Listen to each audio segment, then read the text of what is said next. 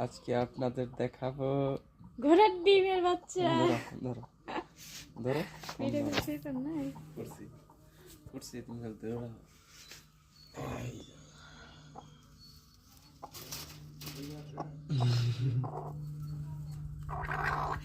আলা সমানে আদে ঠোকা দেখি কয়টা বাচ্চা মা তিনটা একটা কালা এই মাশাআল্লাহ এলা দেখি ওটা না মা গু পয়সা গেছে